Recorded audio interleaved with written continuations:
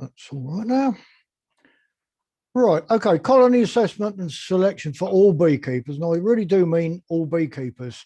But before that, you know about the best book in the English language, don't you?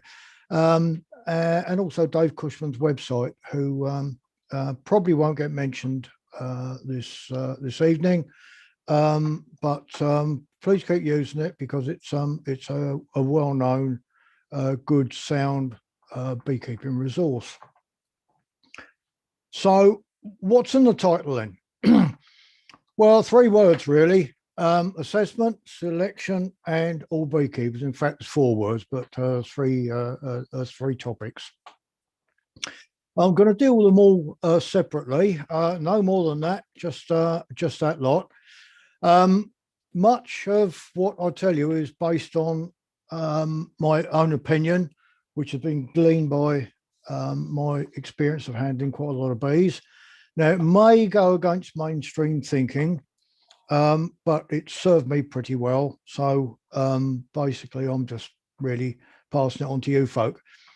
Others, no doubt, will have different opinions. I haven't got a problem with that because it's likely to be for various different reasons too. And we'll probably go through different reasons as we go through.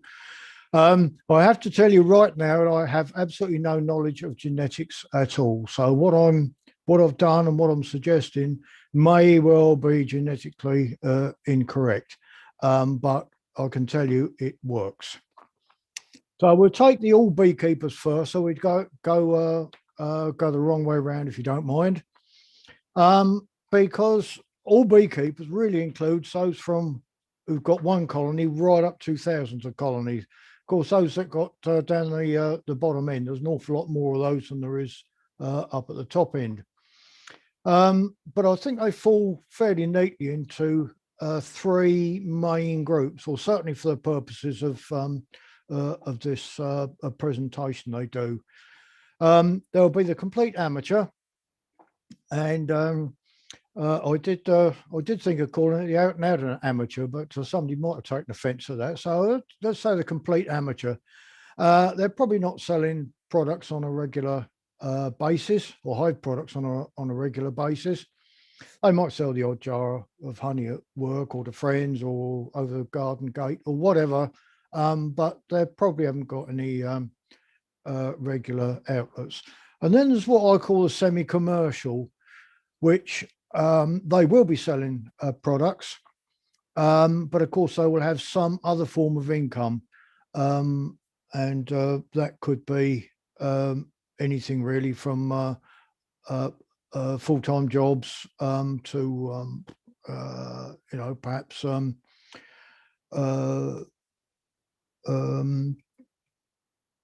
cool, yeah.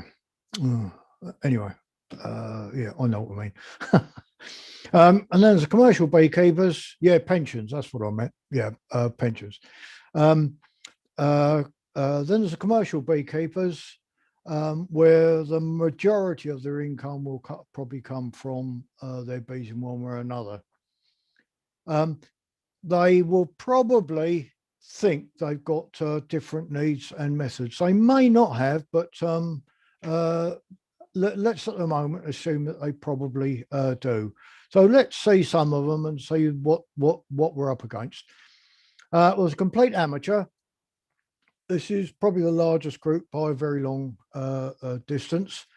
They have clearly only got a small number of colonies, and we will be out and out hobbyists. I tend to call them amateurs rather than hobby, because I think that that gives a slightly different slant to it. They vary considerably, experience, knowledge, and that sort of thing. I mean, some will only just started, others might have been keeping bees 50 or more years. They are not reliant on income, so they're probably least interested in productivity, although probably. But I do come across a wide variety of beekeepers in this group, and some of them very definitely are into honey production, get as much out of them as they can, without sort of pushing them too hard, perhaps. Others perhaps don't even want to take the honey off. In fact, I came across a lady this last week, and she doesn't like honey, just likes bees, and basically wanted to know if she could just keep the supers of honey on all year round for winter feed. Yeah, of course she can. She's interested in bees, and that's fine. This group may not be aware of the quality of bees elsewhere, probably because they don't get around and see other beekeepers too much. May or may not go along to the local beekeeping association teaching apiaries, see what's along there. So they may not be fully aware of the quality of their own bees. If they do any queen rearing, it may be using natural cells, not artificial. It always amazes me that if a beekeeping association asks somebody to come and talk about queen rearing, most of them go in 2 or 3 levels higher than the vast majority of the people that are listening want. They always seem to go pitch straight into grafting, where the vast majority of beekeepers don't actually need grafting at all. So what queen cells will be using? Well, natural ones, probably swarm, but could be supersedure if they're available. If not, they might use emergency queen cells by doing a simple technique, such as taking the queen away from the main colony. Then there's the semi-commercial ones that I think are probably the fastest growing group.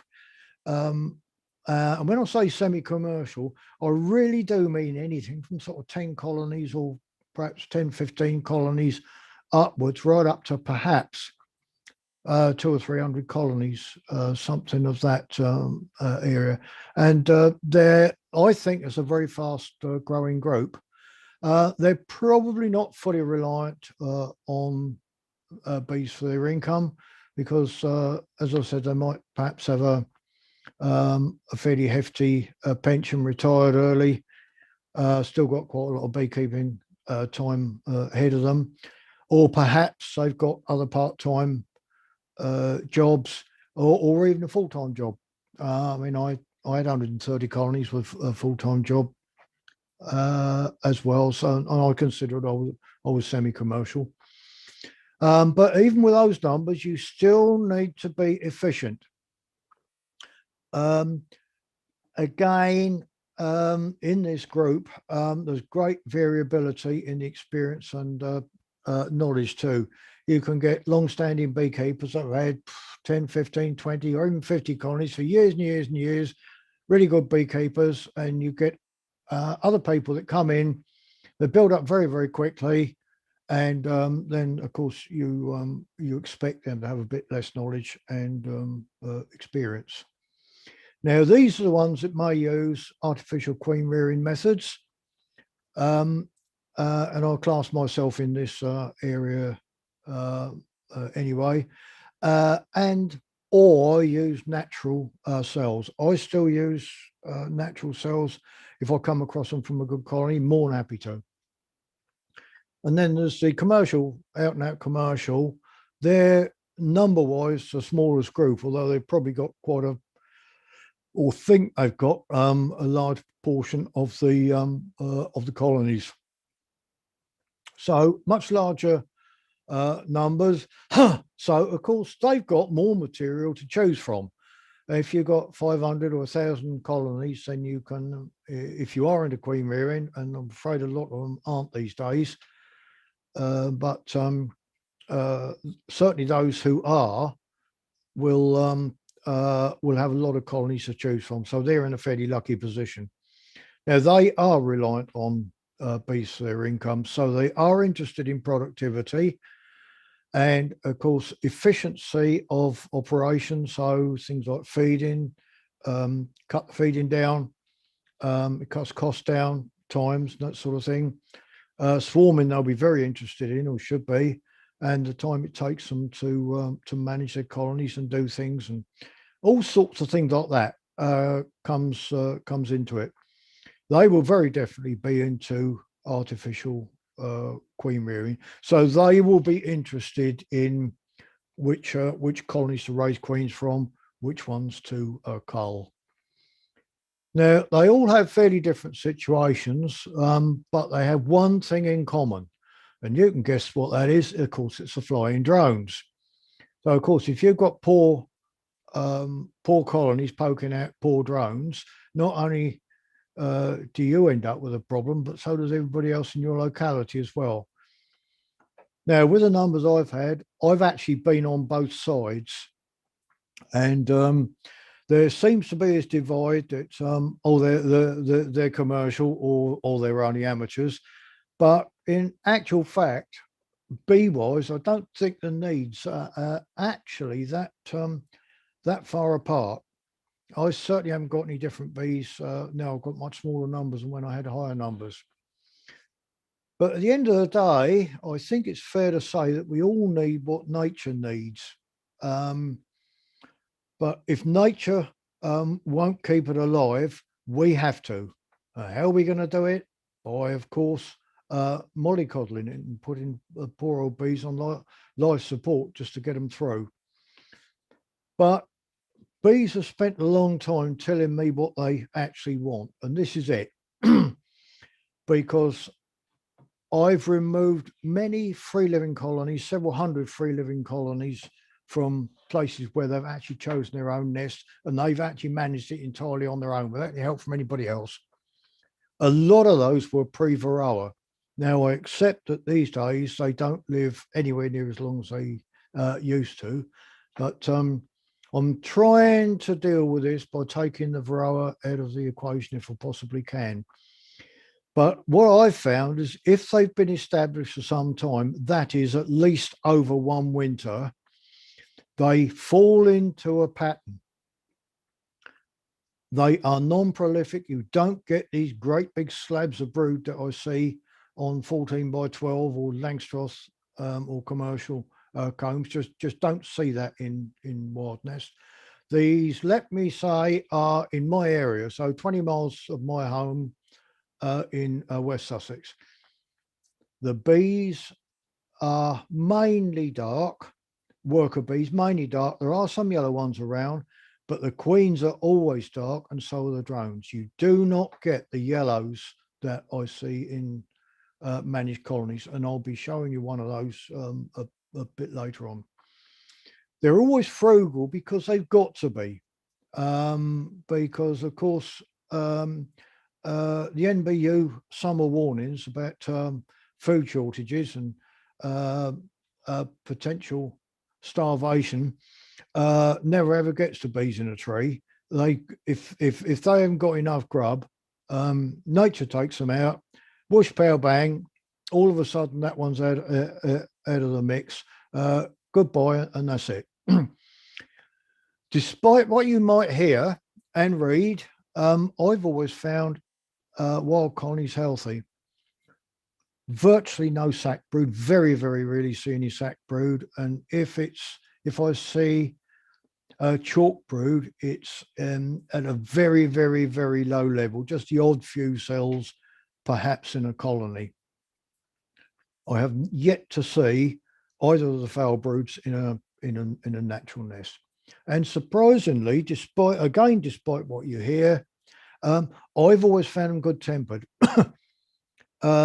I think it was nearly 2 years ago now, so early 2019, I came across one colony that had obviously gone through the winter in a barn. And all I'll say is they were a bit spiky. They're probably the worst I've ever come across. They weren't really bad-tempered, but they needed constant smoking. The exotic types that I see simply just don't live long.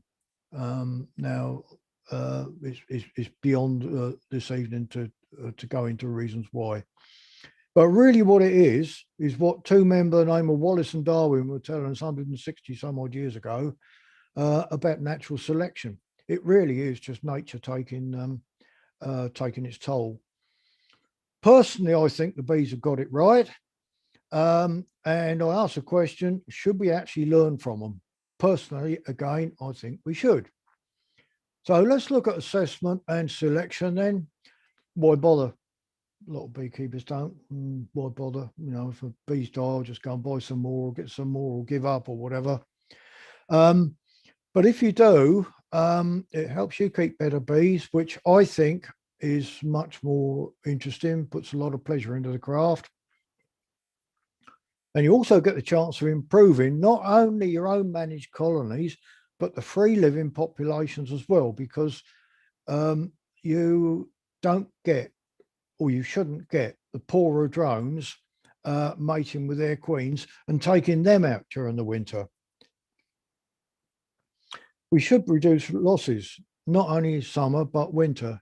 And perhaps I'll talk a little bit now about the annual NBU warnings. And this last year, 2020, I think, well, I certainly had two. We never used to get these, and they've only come in since the real pushing of the imports in the last 10 years or so. But what I'm going to tell you is probably no more than an extension of what we're already doing or what you're already doing. It's probably that you may not realize what you're doing is what I'm telling you you're doing or going to tell you you're doing. So why improve bees then? Well, two reasons. For the beekeeper, question mark. For the bees, question mark. Are they different things? Well, beekeeper really wants characteristics that suit them. But what you've got to remember is that bees are actually livestock. They are not pets. They're technically food producing animals, and they have got to live through exactly the same conditions as a wild colony has. We've also got family and neighbours to think about. So we don't want anything that's very bad tempered. Otherwise, other people are sharing in our hobby that may not want to share in our hobby. But remember what I said. In general, the wild colonies are good tempered. So for the bees, what are they interested in? One thing, survival. That's all, because all they're doing really is just keeping the species or subspecies going in the case of the bees. Therefore, they need to suit the environment, which is why bees evolved the way they did. Not only did they evolve that way, but they also evolved ecotypes as well. And they, of course, kept changing depending on the conditions that they found themselves in. So perhaps those on a wet coast may well be different than those on a drier inland, or perhaps height had something to do with it. That varies. Personally, I think they can be the same thing, but they often aren't because, of course, the beekeeper decides what they want without thinking what the poor bees want. But I can tell you, folks, that a lot of bees that I see need improving because some of them certainly don't suit the bees or the beekeeper. Having said that, I do come across some good bees as well. They're generally where the climate is harsh, so it could be at altitude or perhaps further up the country, perhaps on the east coast, where they can get some quite long spells of chilly wind, or perhaps in an area where there's an effort by one or several beekeepers to improve the bees in their area. So I really do come across some very good bees, but I do come across some awful ones too. When I'm handling them, there's no sort of vibrancy to them at all. They just sort of sit there waiting to be fed. Some of them are recently imported, and if they're those soft yellowy things, they're well, even Manny in his book 60 years ago said that they were basically useless for our climate. Some of them, and surprisingly, I come across quite a lot of bad-tempered colonies, and it's surprising that beekeepers tolerate them. Why do they tolerate them? Well, I tend to ask a few questions, as those of you who know me will understand. And in a lot of instances, it's because beekeepers expect bees to sting, and they don't seem to get out and have a look at other bees and see what they can be like. I do come across quite a lot that are unhealthy too, and very often the beekeeper isn't aware of it. I spoke to somebody who had pretty bad chalk brood, and well, I'm obviously not going to identify them, but they couldn't see the chalk brood because their eyesight was so bad that they thought it was larva. Now there are ways over bad eyesight. You can use something, but the bees were in a terrible state, and I did a 2-day bee improvement course a few years ago, and one of the colonies in a teaching apiary was absolutely riddled with parasitic mite syndrome, and there was only one person who knew what it was, only one. And the rest of them didn't. Well, that's in a teaching apiary. There were, I don't know, 15, 16 people there, something like that. If they have all got similar things in their own home apiaries, then it's no wonder that bees are in a little bit of a state. A lot of what I come across simply won't survive in the wild, and I'll explain as I go through some more of those.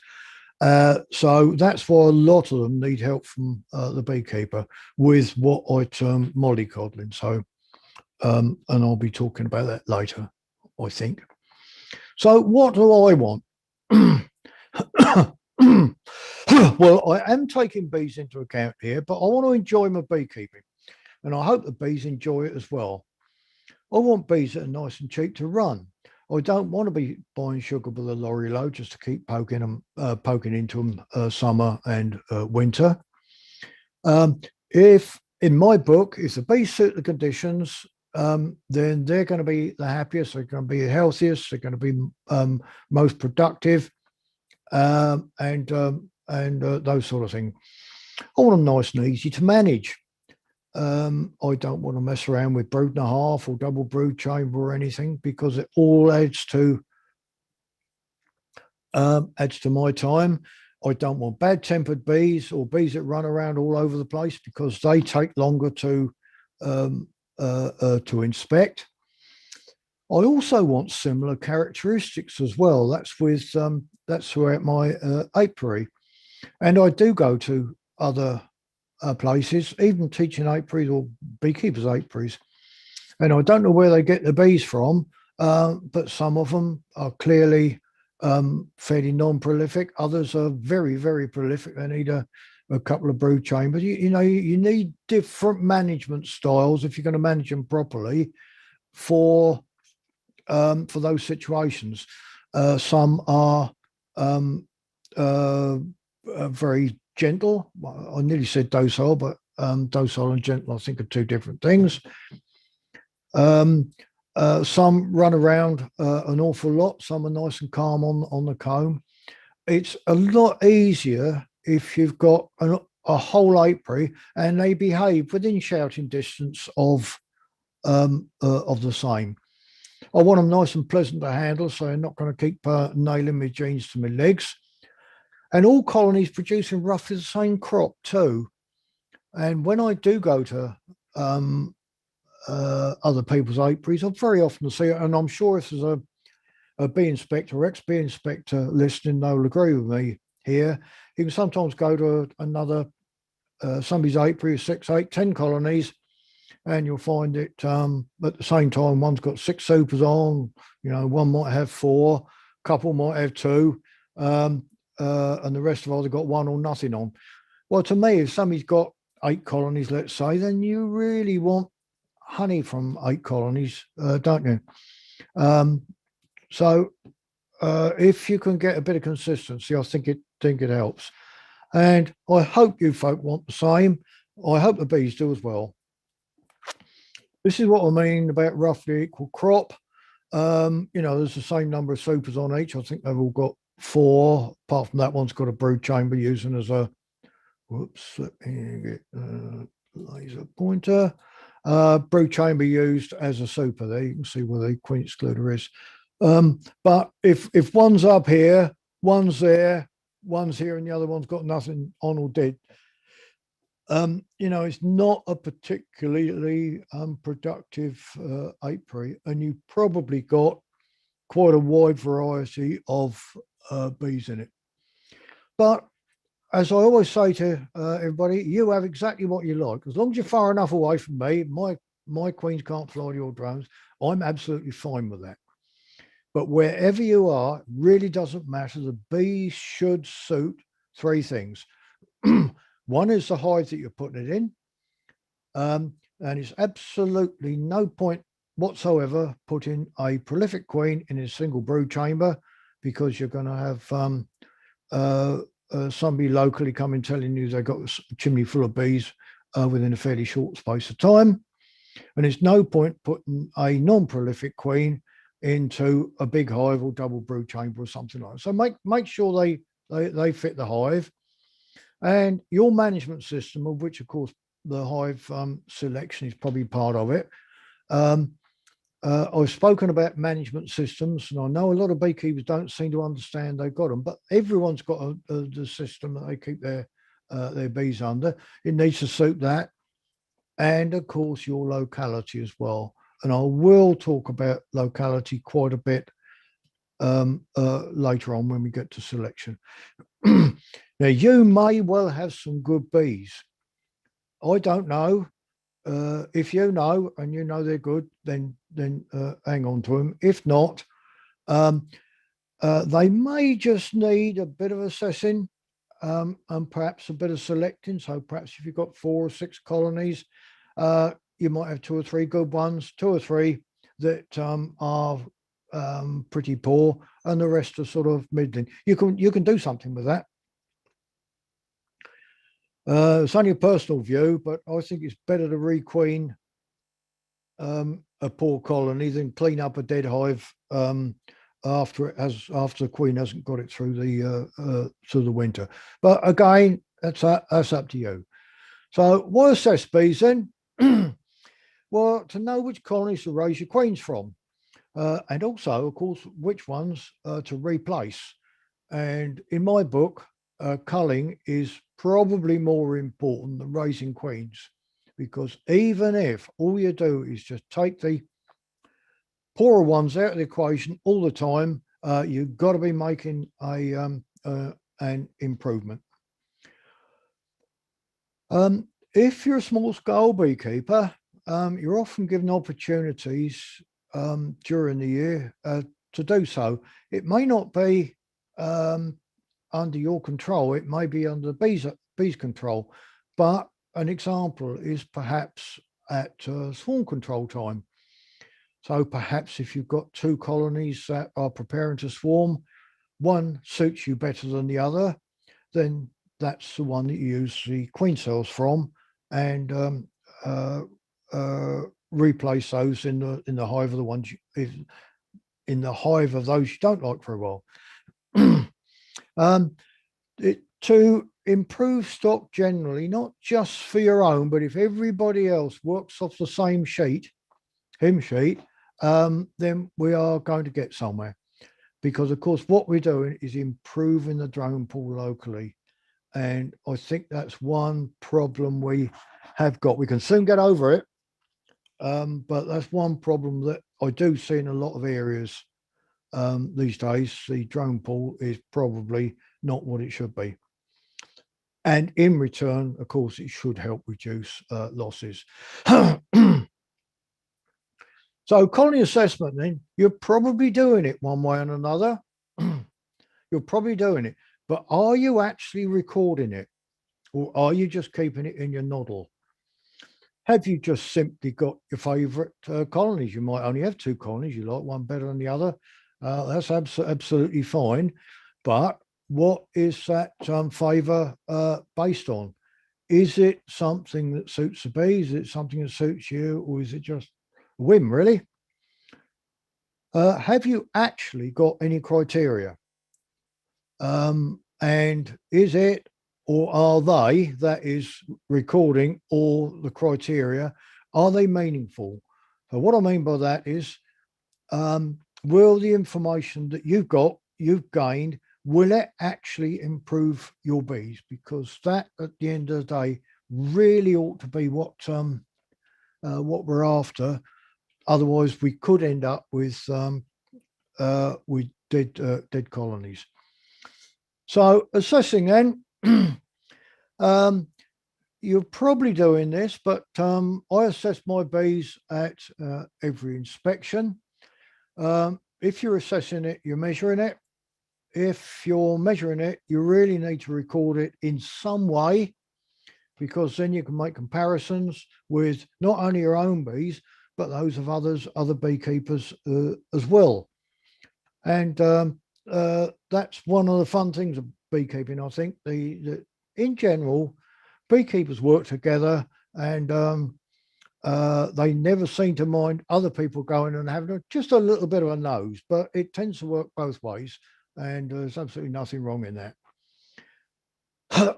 I suggest you also assess other people's handling techniques as well, because certainly bad temper in a colony can be caused by a bad or good or bad handling.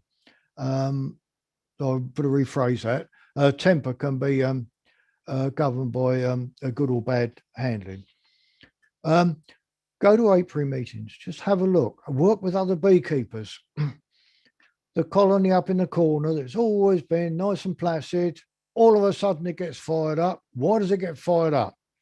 It could be because the local thug has come in and started smashing into their hive without smoking it, throwing things around or whatever.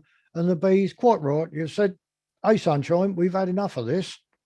And bees have got quite a good way of letting or I won't say beekeepers, but people know that they're not best pleased.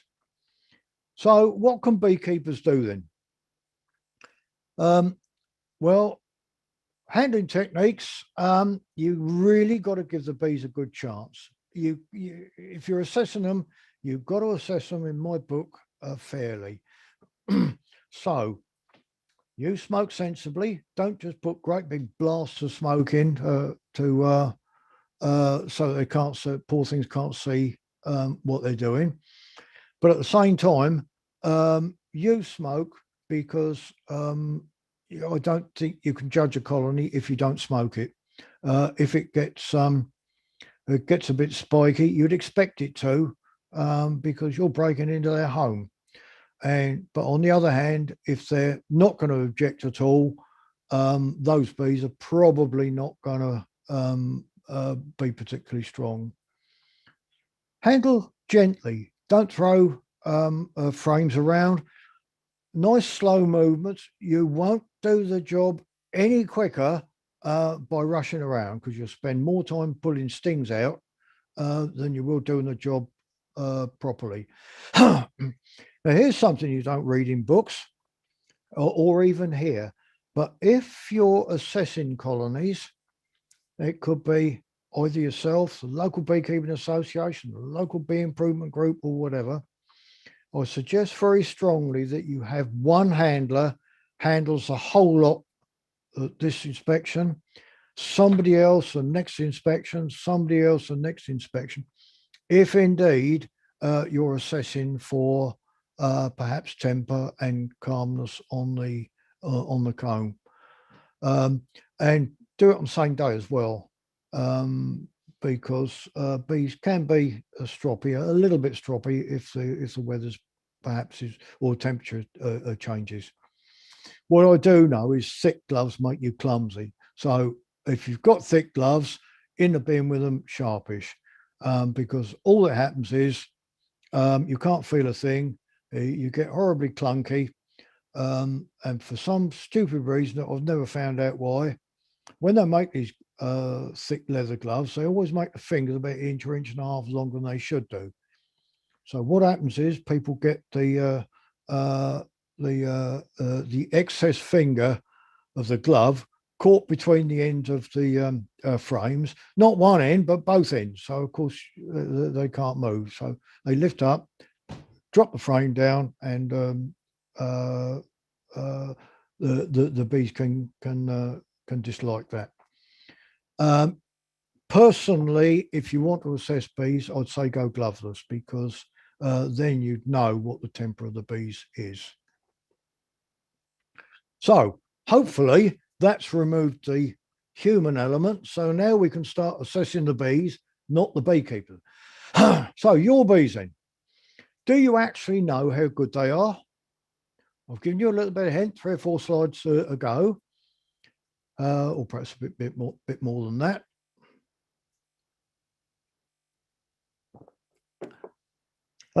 Get out there. Have a look, see what other beekeepers have got.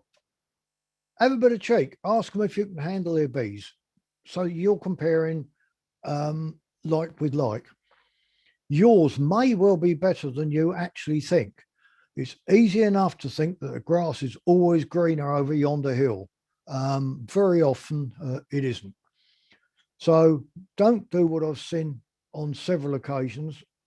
Beekeepers automatically think there's something wrong with their bees. They may be absolute gems. So test them, assess them against somebody else's.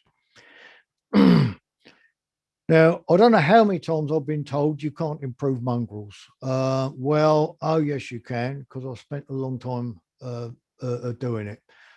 Therefore, I'm sort of living proof that you can do it.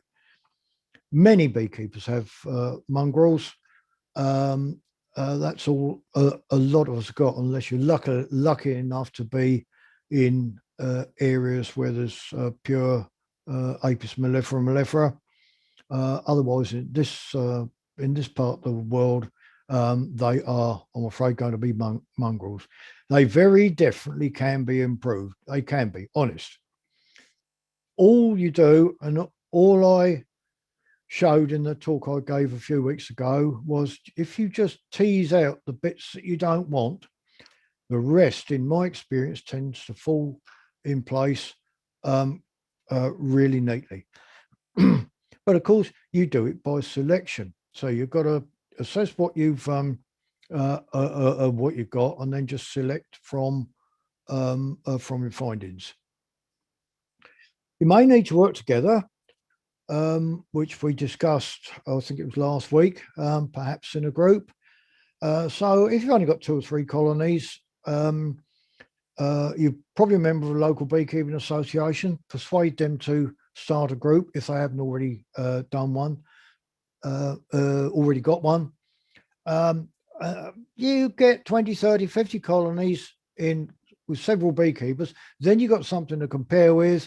You've got some genetic material to play with. It may not overall be that great, but I promise you, folks, if you keep knocking the poorer ones out all the time, the better ones will get better. I promise you that.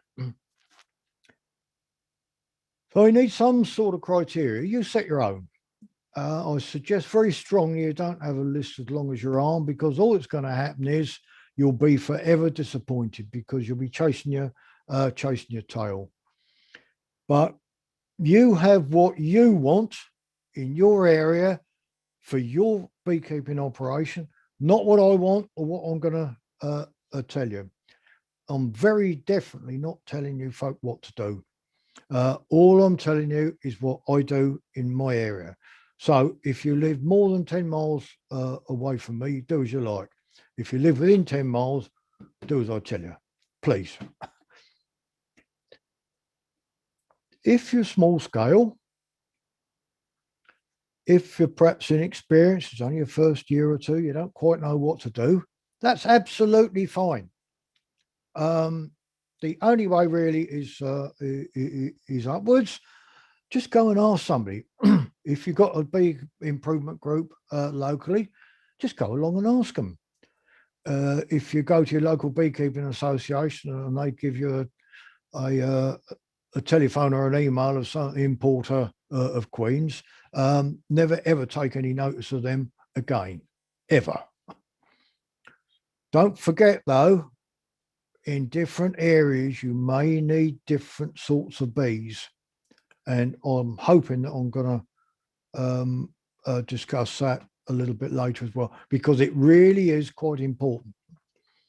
So what do I select for? Well, I tend to keep things simple, because if you keep simple, I've generally got more than one get out of jail card if something goes wrong. Temperament is right at the top of my list. And I like bees that are gentle without being these soft things that look at you and hand out a bowl for their food. I once listened to, I forget where it was. It was one of these big conventions. There was a well-known speaker there with all the qualifications, talking about queen rearing, and temper of the colony was number 8 on their list. They got all sorts of things in front of it, like productivity and propolis gathering and all sorts of things like that. The temper of the bees was number 8 on the list. I didn't speak to him about it or even ask a question, because it's bad manners if you're a speaker as well, or I consider it is. But I thought that gave a pretty poor message to beginners. Quietness or calmness, call it what you like, on the comb, I think is a pretty useful asset.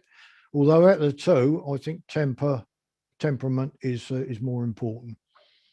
And finally, to suit the locality. I want colonies that are tough, they're strong, they're going to be survivors, that I haven't got to what I call mollycoddle.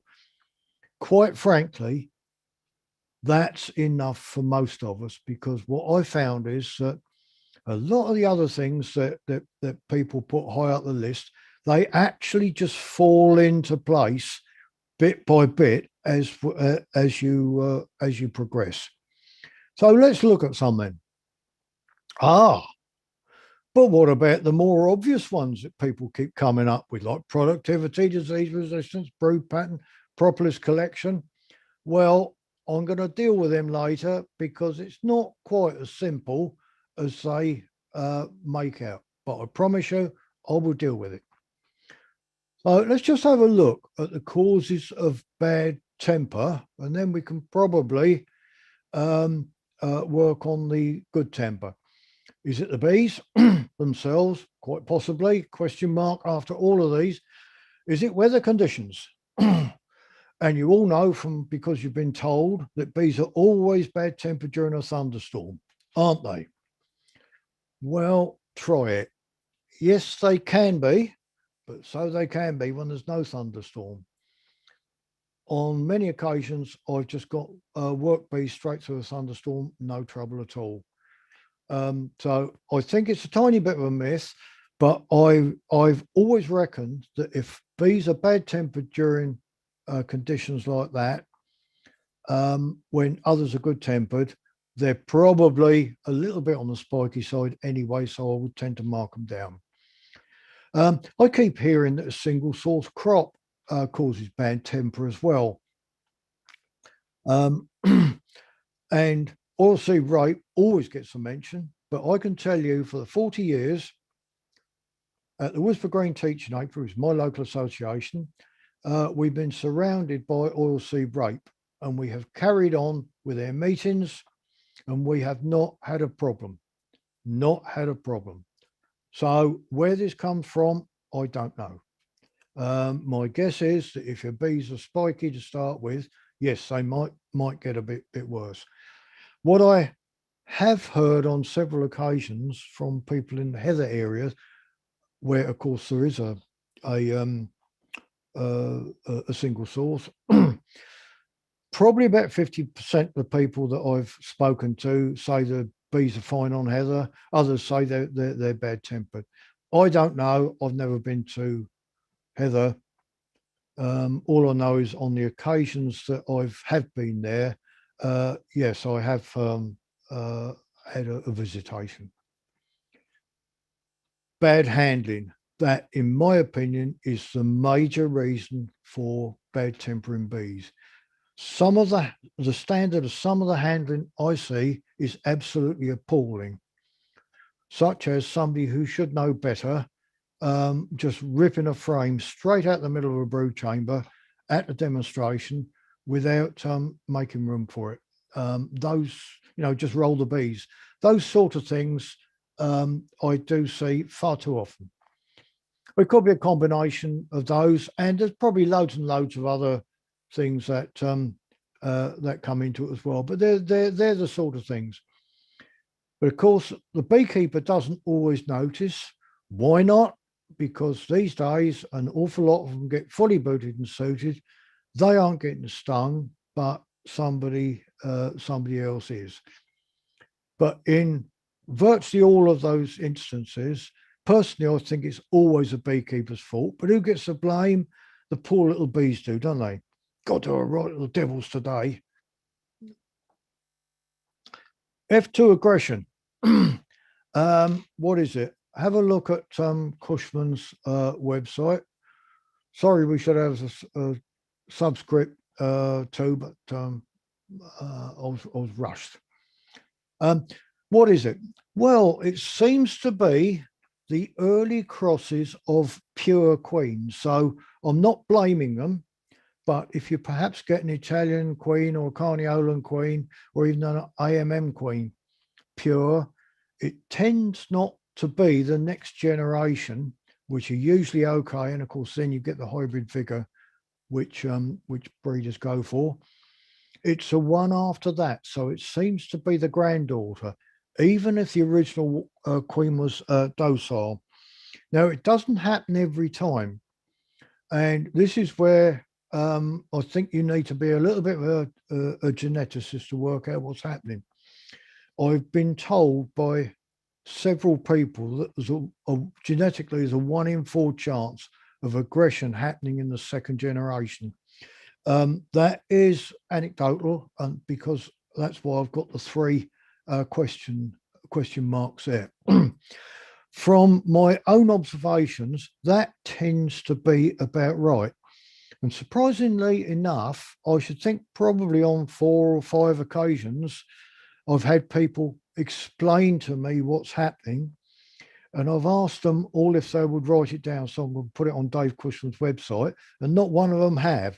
So if there is a geneticist out there, perhaps you can put something on the Q&A or whatever as to what's actually going on, or promise to send it to me so we can put it on Cushman's website. Going the other way, this is a colony that's clearly been open for some time. The bees have just been allowed to come on top of the frames. How many bees are there flying around in the air there? Very, very few. Yet sometimes I go to teaching apiaries and I see bees flying around all over the place. There's usually 2 reasons for that. One is that some idiot standing in front of the hive so the poor bees can't get back. Well, that's bad demonstrating, quite honestly. And the other one is the bees are bad-tempered.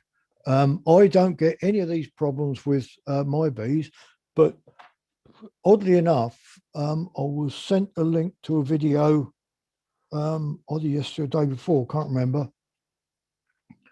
And some chap was showing people how to kill a colony of bees because they were bad-tempered. And yes, there were a lot of bees flying around his veil. I didn't see the standard of handling, but I suspect it was quite poor. These bees here, if you get bees that can come up on top of the combs like that without being a problem, and they don't need smoking, they're absolute gems. Hang on to them.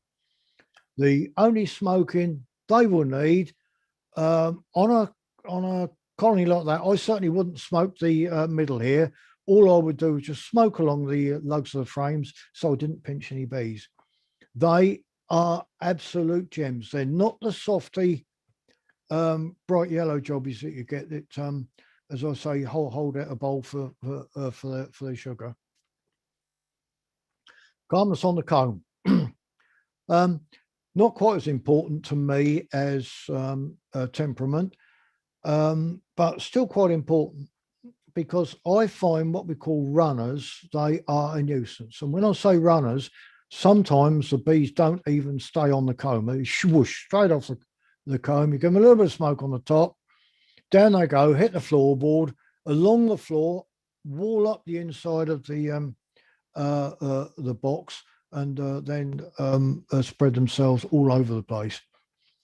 Now, if you get bees that are runners, the queens always are. And if you want to look for the queen, always very difficult to find them. In fact, on well, say several, on many occasions, then I've found queens inside rapid feeders or even outside the hive. They can they can really motor. What it does, of course, it increases inspection time, but they're not usually aggressive. I don't think I've ever come across a colony of runners that are aggressive. But of course, what it does, because of the extra inspection time, you're poking stress into them. If you poke stress into them, it really does open them up for disease. So I think that's something that you really should be uh, assessing and selecting against. But if you haven't got many colonies and you've got a colony of runners that's better than the other one, then you might be able to get rid of the running and retain the other characteristics. These are nice and calm on the comb. You can see that from even from this sort of distance. When I say runners, they run off the face of the comb and they form a great big cluster underneath, which of course can be with the queen as well. And they do drop off onto the ground, and you've got the queen outside the hive. And then you either run the risk of walking on, treading on her, or them going underneath and forming another colony underneath. But if you can take a comb out of a colony and you've got that in front of you, again, you've got some gems, hang on to them. Now, so to know locality, but which locality? Well, in the BIBBA catchment area, we've got a very, very wide variation. We've got several islands, don't forget. We've got some quite high hills, mountains, call them what you like. We've got coastal area, both east and west, well, and north and south as well. We're 800 and some odd miles from the north to the south, and that in itself within that area, excuse me, within that area can be for sometimes 6 weeks different in season. But there's other things that come into it as well, because within that area, you're going to get some areas that are really good for forage, and you're going to get others that are really marginal for bees. And in a marginal area, there's absolutely no point at all keeping prolific or keeping colonies with prolific queens, because you are going to be feeding them 12 months a year. So all these yellow jobbies, forget Wales, or even almost forget some of the other places, because there are quite a lot of areas where they're out and out arable, hedges ripped up, no trees, and what probably several hundred years ago were probably quite good for bees are deserts now. So they have become marginal areas through man's land management. Now, as I'm sure I've said on several occasions, even some areas 20 miles apart can often be very, very different. Certainly, a man called Steve Rose in North Wales, who I visited on several occasions, his own area is very, very poor. In fact, he's only got about half a dozen colonies of non-prolific bees in his on his own property, but 15 or 20 miles away, those very same bees pulling a lot of honey. Some areas, of course, will be arable, perhaps oilseed rape, which will be an early season, so you need bees that build up quickly. But perhaps if you're in a heather district, you need bees that build up late. So they really do need to suit different localities. And these, again, may well be only a short distance apart. So, you know, these suppliers that are selling bees that come from Greece or Romania or somewhere like that, they haven't got a clue where the beekeeper's going to use them. They're just happy to sell whatever the conditions. And of course, we've got fickle summer climate. We can very often go 2 weeks without foraging weather. That's without the June gap and all the rest of things. We've got long, damp winters too. Some are longer and damper than others. Of course, it depends where you are. But you need bees that are gonna manage themselves through it. And the way the bees do that, of course, is they're frugal. They look after their stores. They don't just keep the queen laying and laying and laying, so that the food stores are dropped down all the time. So what I'm trying to get over is that certainly from what I see in most of our area, we need bees where the queens are not prolific, and of course they are survivors.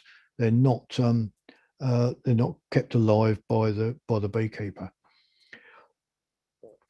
Here's a bright yellow queen, probably fairly pure Italian, which I see in an awful lot of managed colonies. I really do.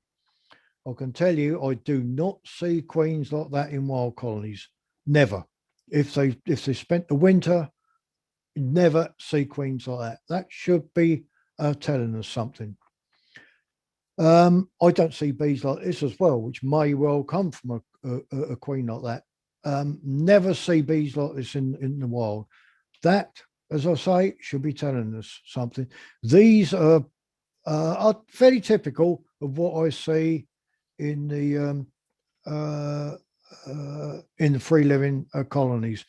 They're usually dark like, okay, I can see a bit of yellow here and there, and sometimes I get more yellow than that, which I haven't got too much of a problem with. Now, the bees have taught me that because they've let me observe them. They've let me see what they're doing. I haven't learned it from books. I haven't learned it from a screen. Now, we're often told to raise queens from our best colony. But what is our best colony? Because it's rarely stated. So I'm guessing, but I don't know. I reckon most beekeepers would think, oh, well, what they mean is the one that gives the most honey. Well, that probably isn't the one that produces the most honey, that is your best colony. Best for breeding, that is. It might be for producing honey short term, but get another daughter queen or something in, and it could be very, very different. The reason for that is there are several reasons for either high or low yield. So let's just have a look at some of them. Personally, I don't think it's easy to select for productivity.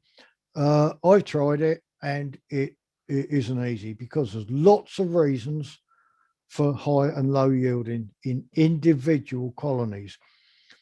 Here's one of them. You get the first cross between a pure queen, and this, of course, is what Brother Adam discovered, because he brought his Italians over, crossed them with the local bees, which at that time were pure. Hey presto! All of a sudden, he's improved his bees. You could argue that he's wrecked it for everybody else ever since, but that's the sort of thing you ought to argue over a pint of beer. Beginner's luck, which only ever seems to happen once, but it does happen. Could be called robbers. And if you think I mean ordinary robbing, I don't. I mean silent robbing, because it does happen.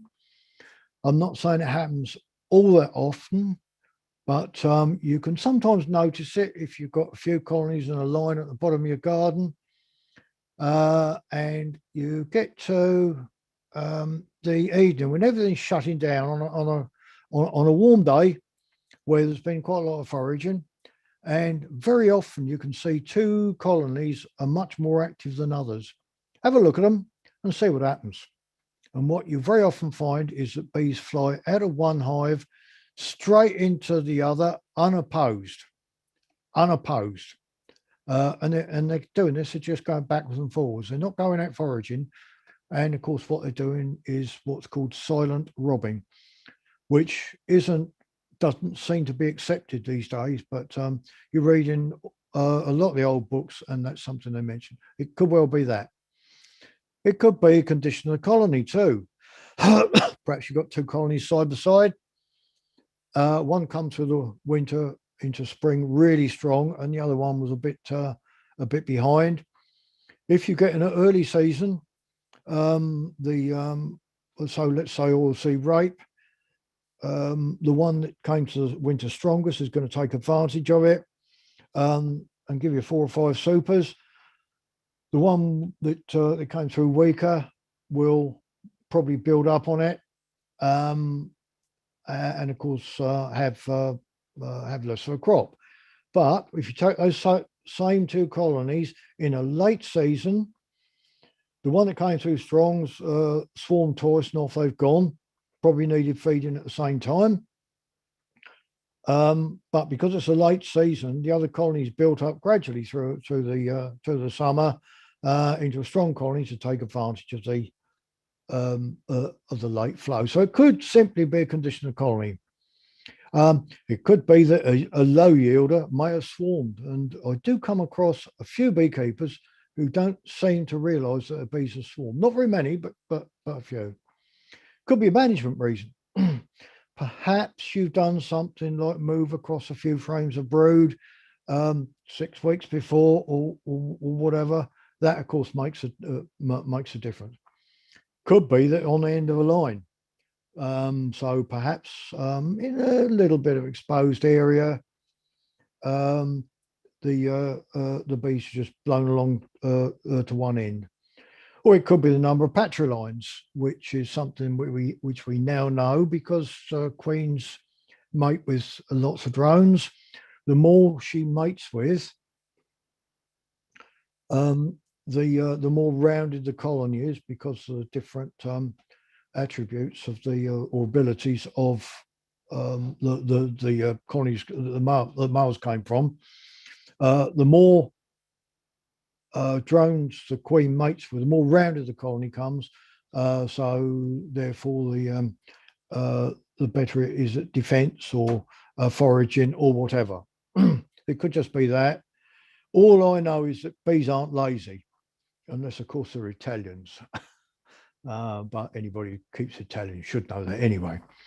So don't be misled about this one. Got to go for productivity, got to go for productivity. See what's happening first if you do go down that line. It could be that you just caught on hybrid vigor, and of course that would probably be the last colony that you really ought to be trying to raise queens from, because the chances are that you'll get something worse than average as the next generation. Disease. Yes, now we're on to the secondary list. Well, should beekeepers, individual beekeepers, be concerned with varroa resistance or resilience, call it what you like? If you want to, fine. But personally, I think you need quite a number of colonies in order to do it.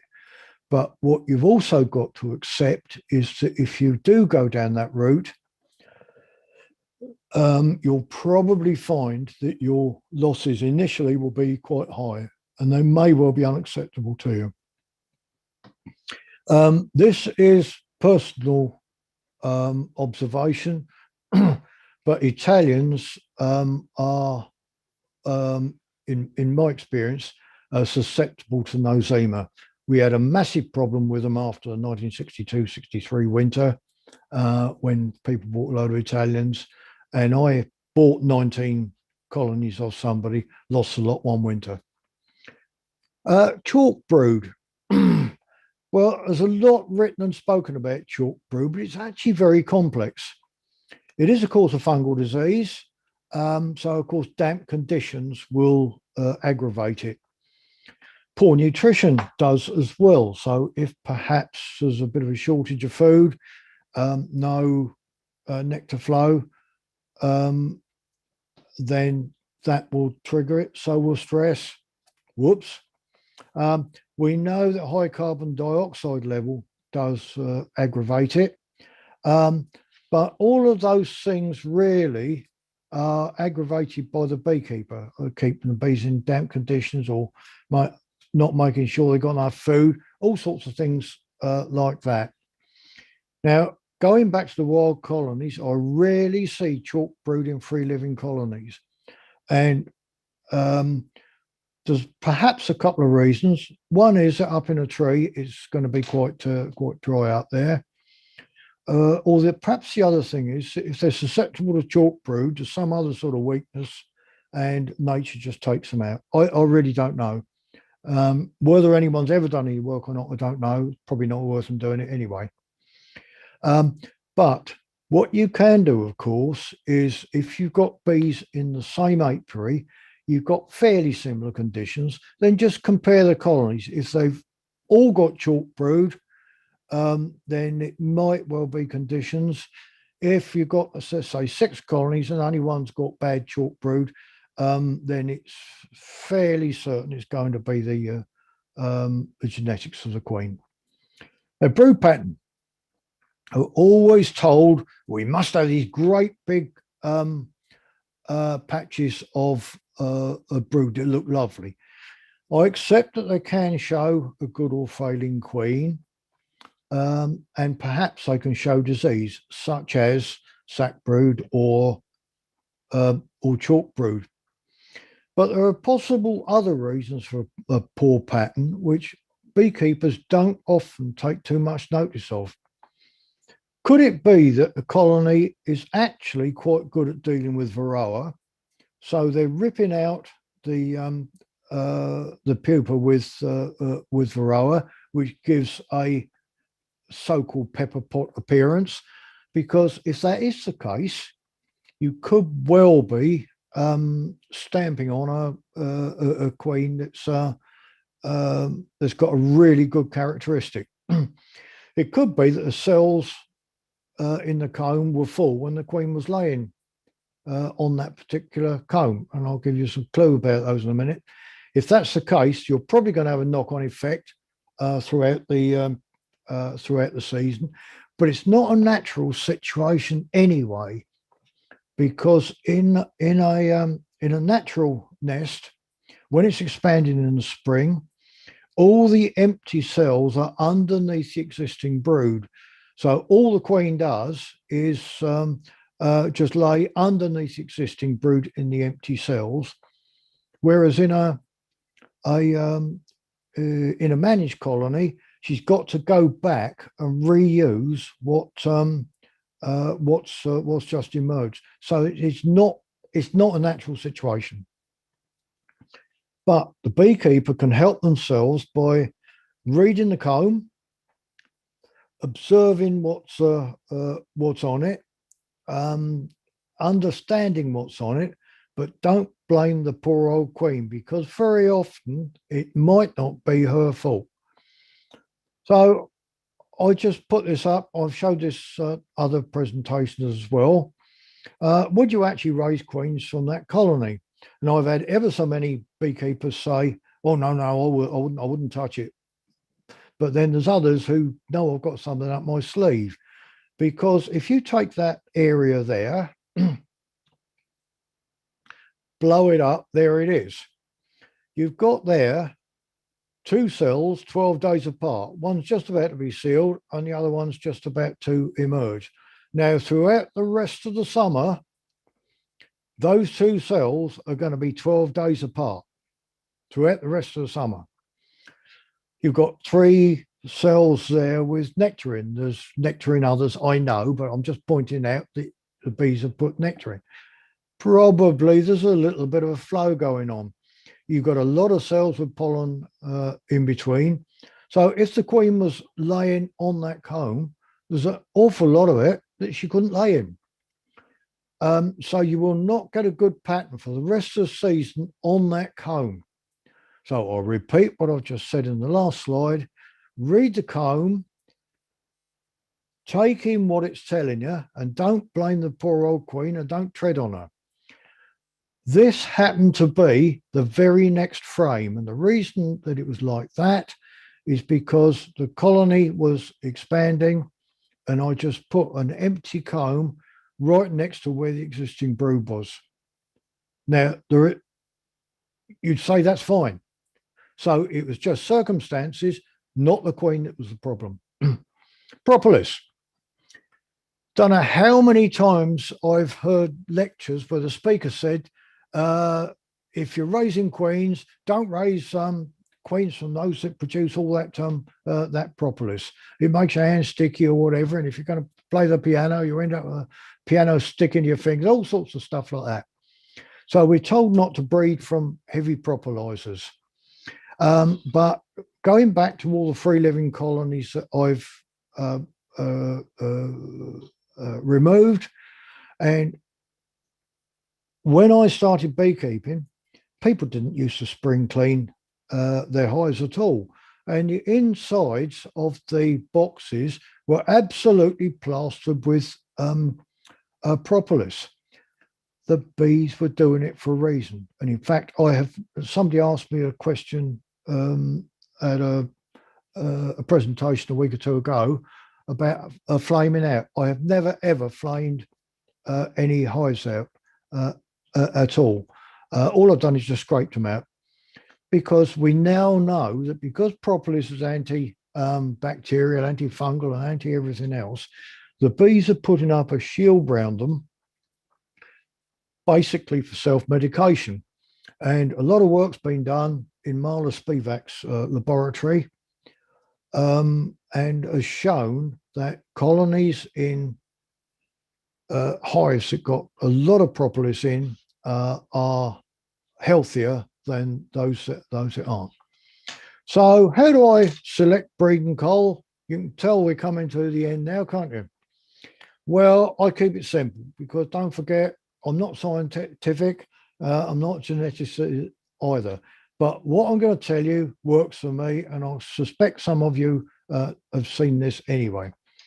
But you folk can do the same. Please yourself whether you do or not. You may even be doing it because I was doing it for a long time before I actually realised what I was doing. So all my colonies in an apiary, I basically split into two roughly equal groups. It's only a mental thing. It's not that line down there and that line down there. It's individual colonies. And I've got Group A. They are the good ones. So they've got the better back characteristics. They're the ones where I raise queens from that group, any in that group, and I don't replace those queens. If I replace them, I could be losing a genetic resource. In Group B, they're the poorer ones. They've got less desirable characteristics, and these are the ones that I'm constantly requeening. Sometimes I can go through 2, 3, 4 queens in a colony during the summer. So what do I mean? Well, it really doesn't matter how many colonies you've got. It could be perhaps a bee breeding group or perhaps a larger beekeeper. It really doesn't matter. When it comes to raising queens, I take queen cells from any in Group A, not the best, any of them. And the reason for that is that I don't want to narrow the gene pool. It's the only thing I hope I'm right about genetics.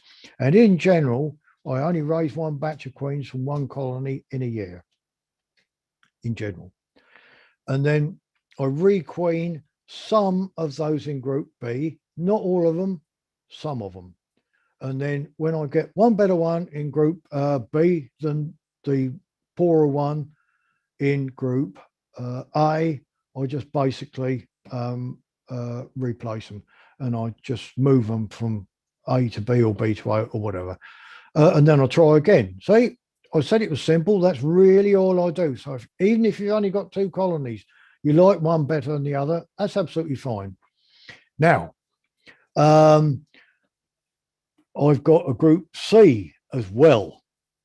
These are where the queens have come from good stock, but they poorly mated. So perhaps they've mated with yellow drones. They give me, I don't know, 50% yellow bees that I don't want, because when I raise queens from them, I'm going to end up with yellow queens, which I definitely don't want. But they still produce good drones. So I keep her, but I don't raise queens from her. And very often they individually are quite good queens. Now, if you've only got one colony, it's not going to be too difficult, because all you do is compare your colony with other people's bees. And, you basically got an extension. Now, that could be your beekeeping association, teaching apiary, could be other beekeepers, or even if you've got a local bee improvement group. Your one colony could be an absolute gem, or it could be awful. I don't know. You don't know unless you assess it, or if you're inexperienced, get somebody else to assess it. I mentioned records early. This is my sheet. It's very, very simple. I've got one whole sheet for a year for a colony, and I've got 3 columns here where I've got a simple yes or no. Is a queen laying? Is a queen clipped and marked? Are there any queen cells? So it's just yes or no. And if I don't see the queen, let's say, I don't put anything. If I do see her, I put down whatever it is. I've marked them red there, but normally I'll just cross them out or whatever. That is all. As an experienced beekeeper, I need to know about the colonies. Now, the ones that I really need to discuss with you are 3 columns. One for temper, one for calmness on the comb. If you look down here, you can do exactly what you like here. Some people put a cross, no, they weren't very good, or a tick, yes, they're okay, or perhaps mark out a 5 or 10. I mark out a 10, but there's only me knows what that is. Doesn't matter, you do it your way. And this here, these are my groups A, B, or C. Now, sometimes a colony is changing, perhaps once or twice during the summer. So I know that group A, I can always raise queens from.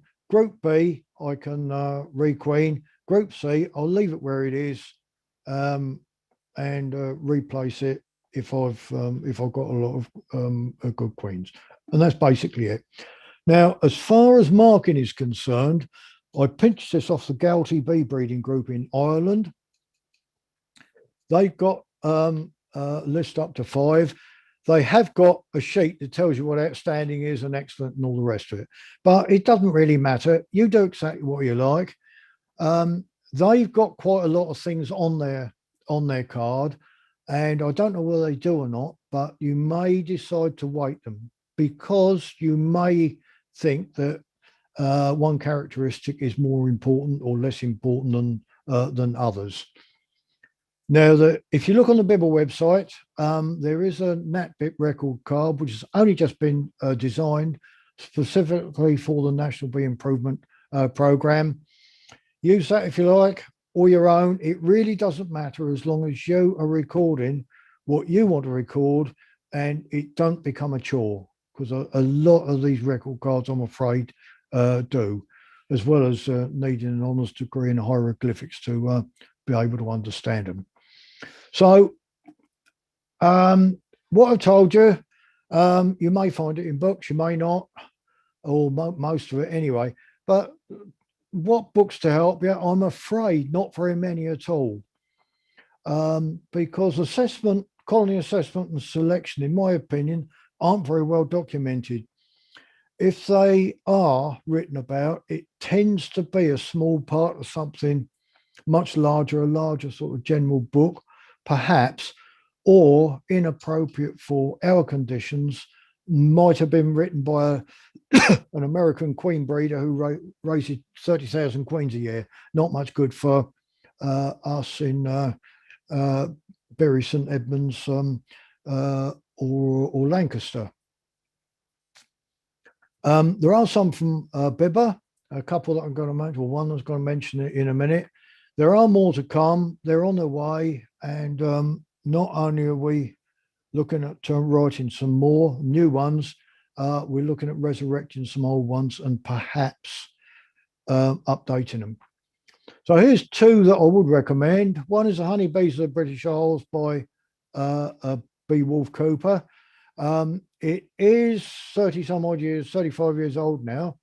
And it was out of print for several years. It is now, I'm pleased to say, back in print, and it's available from Northern Bee Books, Arden's, and it's on Amazon as well. And this one, which I think is a brilliant book, Principles of Bee Improvement by Joe Widdicombe. It's the only book of its type. Unfortunately, there are a very small number of people that don't seem to like it, and he's getting a bit of hammer on one of the online forums at the moment, but they tend to pitch in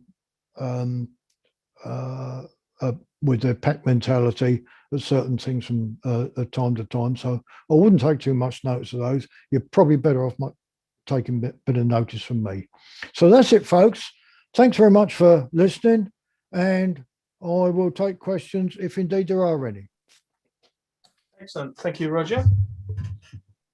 Let's have a look at the questions. First question was... I got through that all right, didn't I? Yeah, very well, yeah.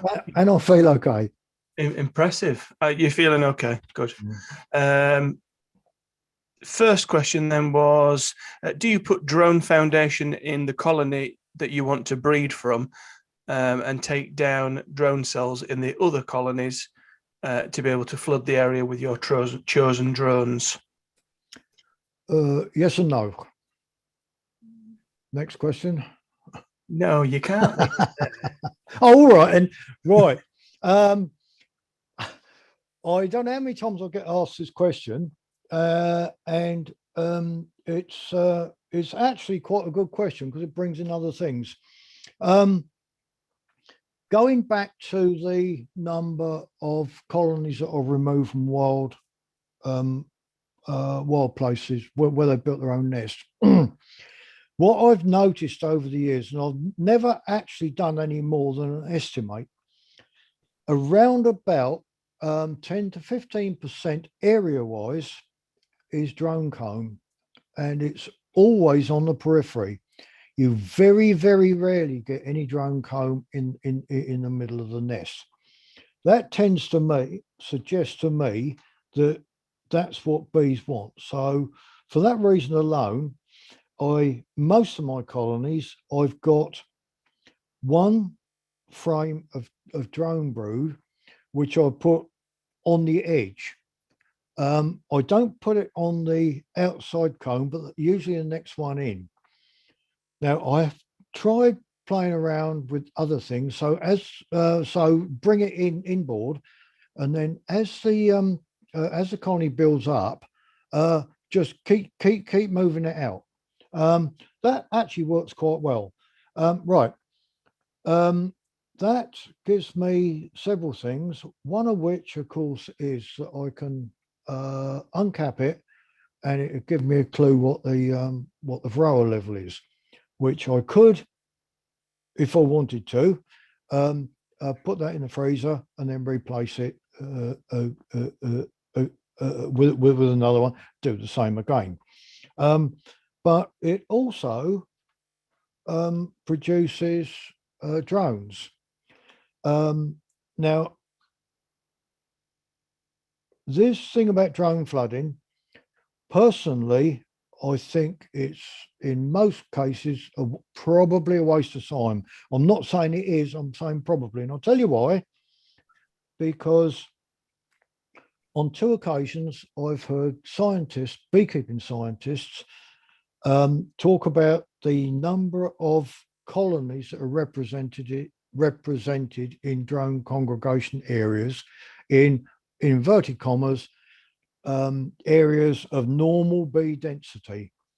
One said it was about 200 and the other said it was about 240.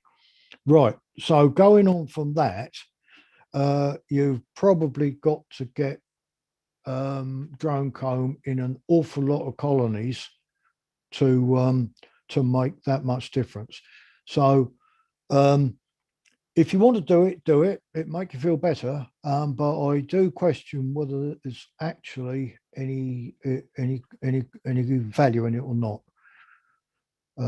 So it's probably a long-winded way of answering the question, if indeed that's what I've done. But yes, I do put drone comb in colonies, not for that reason.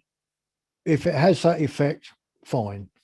But I'm a great believer in putting drone comb in colonies anyway, because what it does, of course, is it stops the bees chewing down the other combs to put the drone up. Because what happens when somebody either does a shook swarm or a comb change or something like that, how many beekeepers actually put one or put drone comb in? They just put worker comb in because that's what they've been told to do. Where do the bees produce their drones when they're telling me that in nature they want about 10 or 15% area? That wasn't a rant, was it? No, never comes across as a rant, Roger. Oh, right. Okay. Oh, I'm going to have to work on that one, aren't I? Mandy says, Roger, could you please repeat the name of the gentleman you mentioned in the Propolis study? Oh, it wasn't a man. It was Marla Spivak. Oh, yeah. Marla Spivak from Minnesota State University. Now, I've got a little bit of news for you because I've managed to get her to give a talk to the Central Association on her latest findings of propolis. And I believe it's November hang on, wait a minute. I might have it in my diary. I believe it's November the 17th.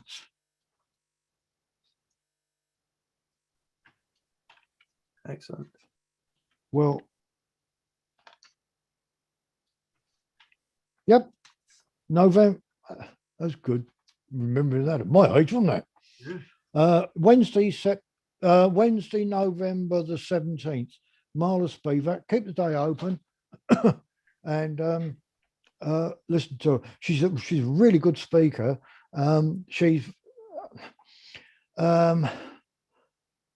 not sort of flamboyant like some people are, but you can tell the way she speaks that she really enjoys what she's doing. And she's got a lot of good students under her too. Yeah, she's done a really good job there. For those that are interested, if you go into the Q&A section and look at that question that I've answered, I've put a link to Marla Spivak's Minnesota University page. Oh, right. Okay. Yeah, that's good. Yeah. Yeah. She has done quite a lot of work on that over about 20-year period, I think, something like that. She's done a lot of work.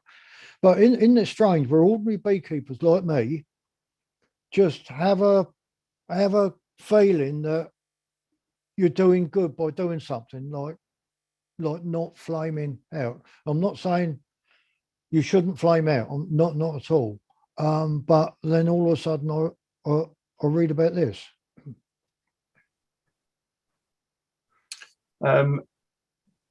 Maria says, I captured a swarm last year and the queen is darkish. They need less mollycoddling than the other yellowish ones. And they are not on the spiky side when handled gently. But how do you know if their darkishness comes from AMM and not Carniolan? In Hertfordshire, which she understands is not an AMM area. Right. Okay.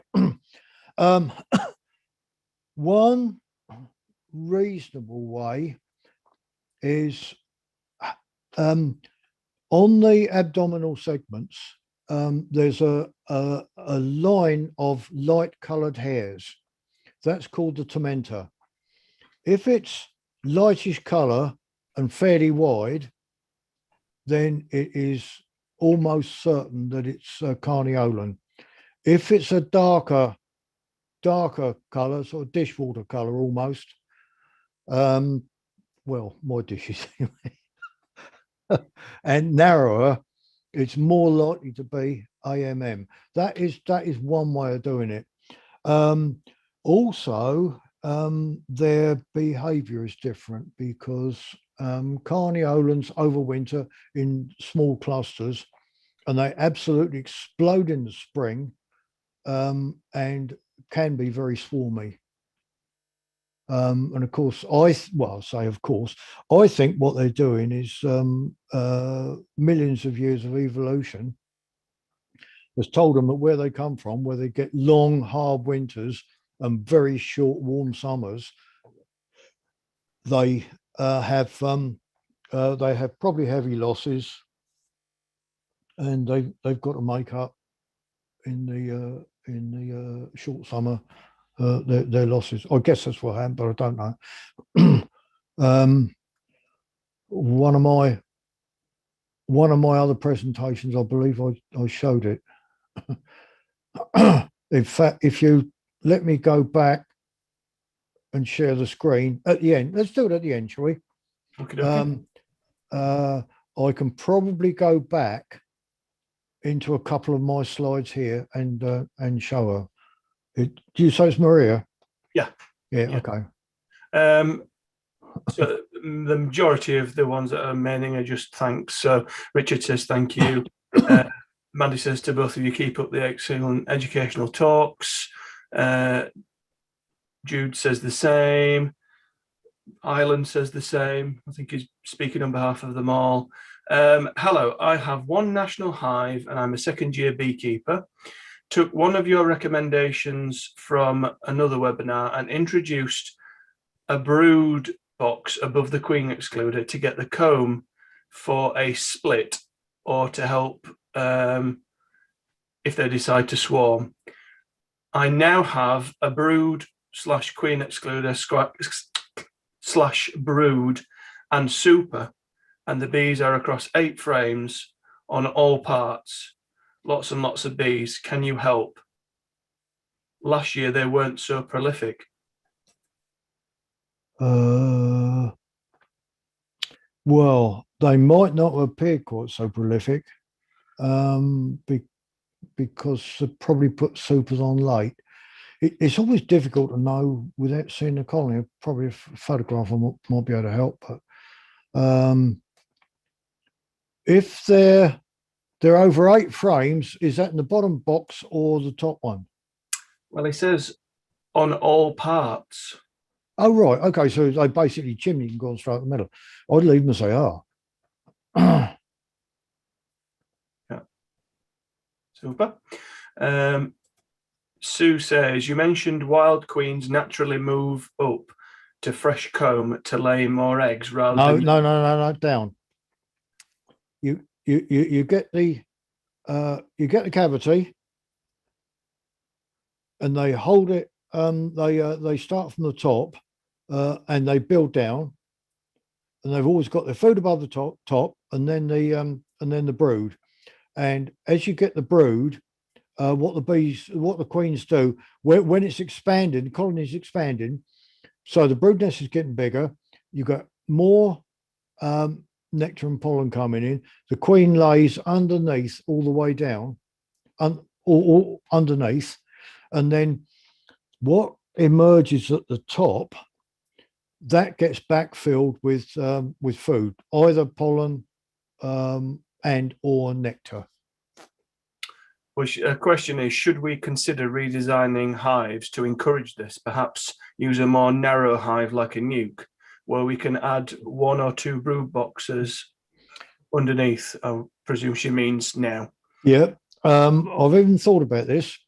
I'm looking at an 8-frame box, 7 or 8 frame box, because I think it would. We could then keep them on double brood chamber. I overwinter some of my nukes on 2 5-frame boxes, and they work brilliantly, really well. But I think they probably benefit from being a little bit wider. And of course, the problem is during the summer, if you're too narrow, you've got a height problem, which then is a stability problem. Yeah, unstable. And I tend not to wear high heels, but during the week. Well, during the week, but yeah, but that, if you're lifting stuff off head height, that could be a problem. So that's why I'm looking at 8-frame, which is really no more. It's only 2 frames less than the WBC and what the old cottage hives used to be.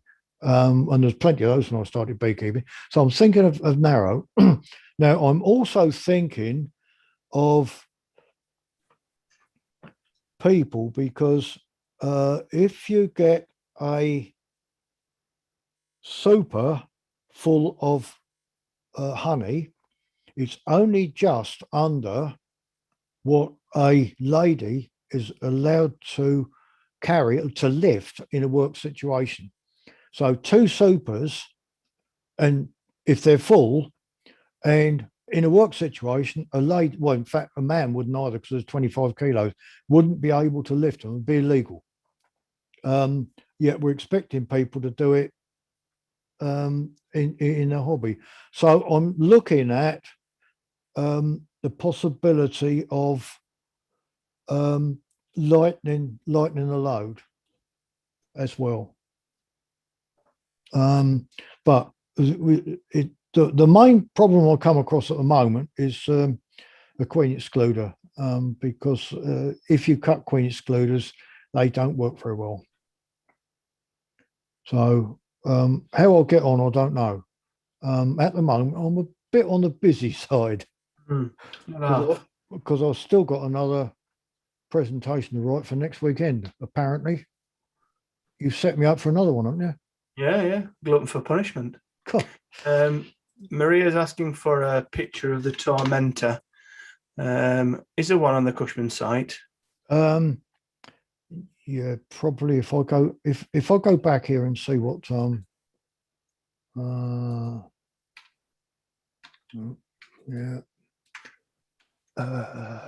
Oh, here we are. No.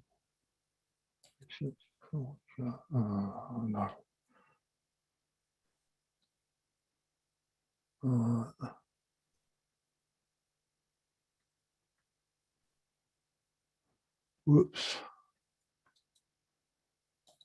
Let's go right at the beginning, because there might be someone there. Right. Yeah, this area, this area here, this white lighter band, that's called a tormentor. Now, I think they take the 4th one in, so that one there. And that needs to be narrow to be more AMN. Yeah, those 2 there are pretty much of a mixture. Don't worry, I will keep going.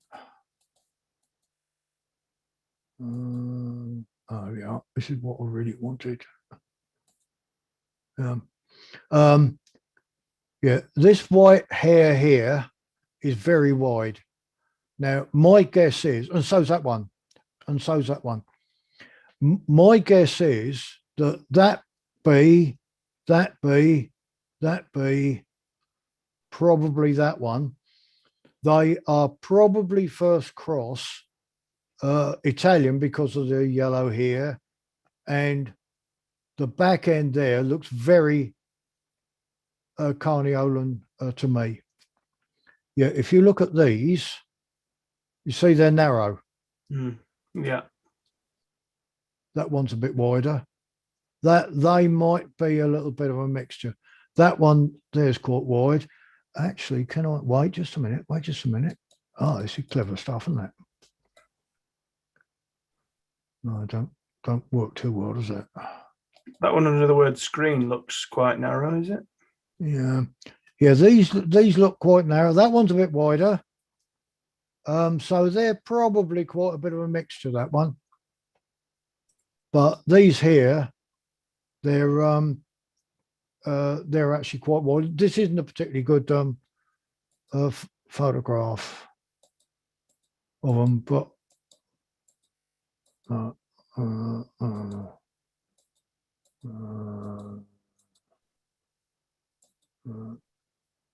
right, let's have a look at this one, see what we got.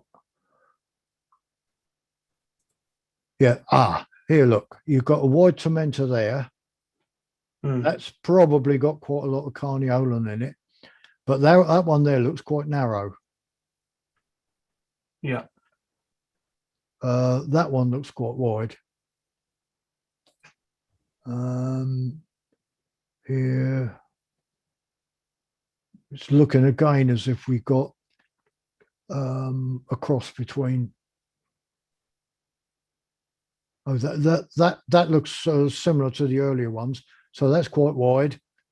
But you've got the yellow there. Okay. Yeah, super. Thank you very much. Hope that helps.